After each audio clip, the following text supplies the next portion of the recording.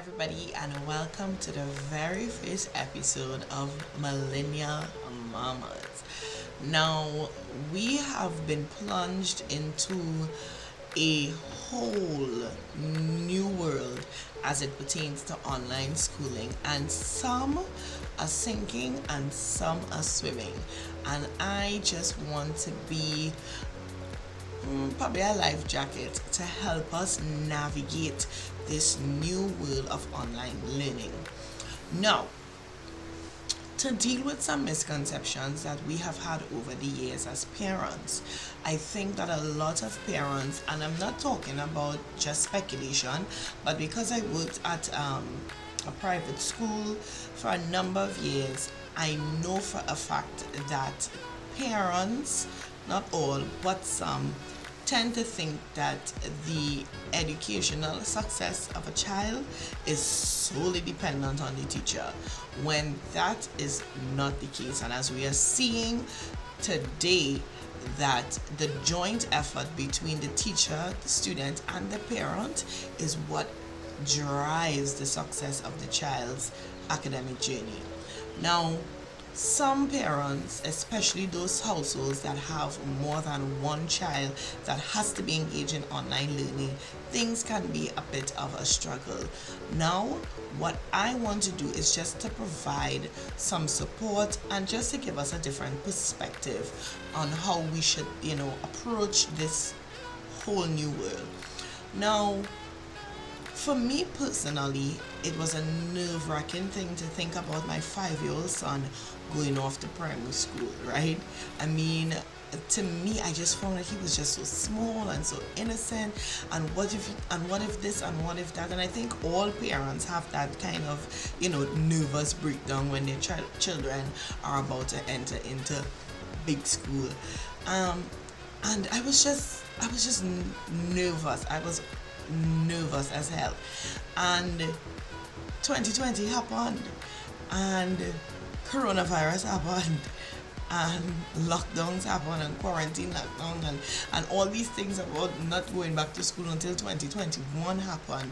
And I said, you know what, God, maybe you are allowing this. Now, there's tons of reasons why God would allow 2020 to go the way that it's going, but for those of us that choose to take our eyes off of all the drama and all the calamity, and we put our focus on, okay, God, what are you trying to teach me here?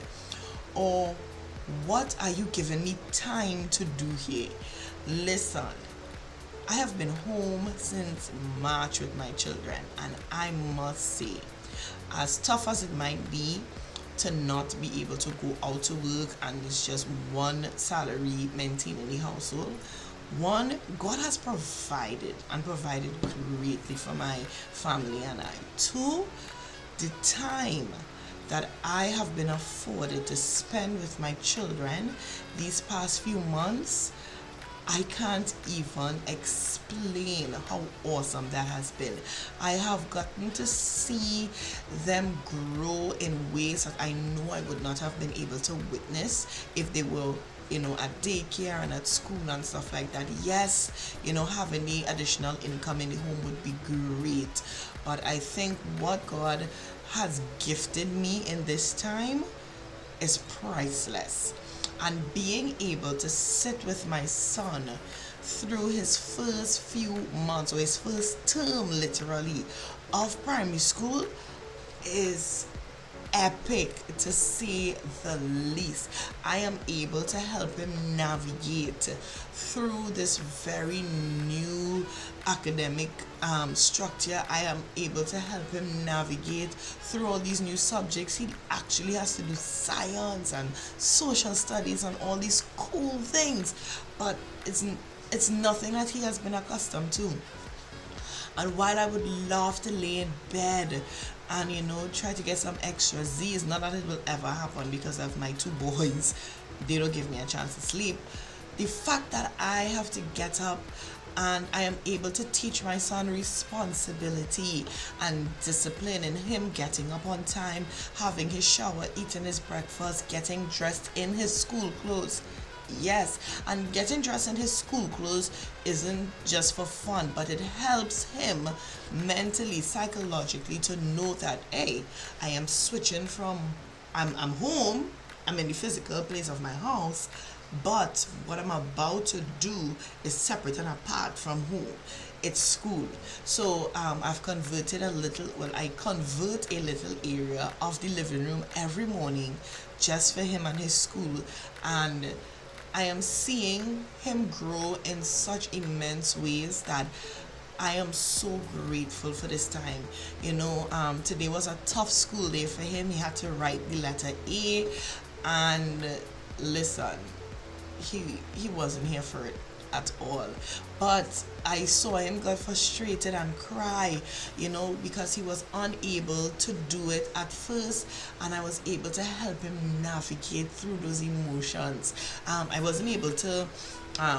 I took the stance of not just jumping in and being mommy, and I called his teacher on video chat so that she can deal with him, because that is his teacher and she has skills and knowledge about these things that I don't have. And I think parents, we need to be just a tad bit more cooperative with teachers at a time like this. I am looking at my son's teacher teach a class of 4-year and 5-year olds with a 2-year old in her hand. These are in no way normal circumstances for any one of us, teachers, parents, nobody. And instead of us complaining about the difficulty of the season, because it is tough, it is difficult, but let's not focus on that. Let's find ways to navigate this thing and be cooperative. Let's find ways, and let's show we are getting an opportunity to show our children problem solving skills, critical thinking skills, and all these other great life lessons that they will need eventually. So I know that this whole new learning experience has exposed some areas of weakness within ourselves as parents, our inconsistencies, our indiscipline, our attitudes, because the way some of these children are talking to their teachers on Zoom and on whatever learning platform they use is a direct reflection of the homes that they come from. So teachers are literally getting a bird's eye view into the homes of some of these children, so they understand why the behavior is the way that it is, and they know now that it's just not the child just want to be bad, but they are a product of their environment. Let's change the environment. Let's give our children a jump start into some awesome life lessons that can never be replaced. 2020 will never happen again. We don't want it to happen again, but let's be grateful for the time that God has afforded us to be a part of our children's academic journey, that which we should have been a part of all the time, but due to parents working and things like that, they didn't have the time. And not all parents are lackadaisical and just okay. Some parents genuinely don't know how to help their kids with work. Some parents genuinely don't have the patience, but God has afforded us time to work on all these things, and I just wanted to come on here and be an encouragement to you. If there's anything, any resources in terms of digital resources that I can help you with, how to work Zoom, how to work Google Classroom, please shoot me a message and let's work on it together. No child left behind, and I, the millennial mama, is saying no parent left behind. Love you all and see you on the next episode. Bye.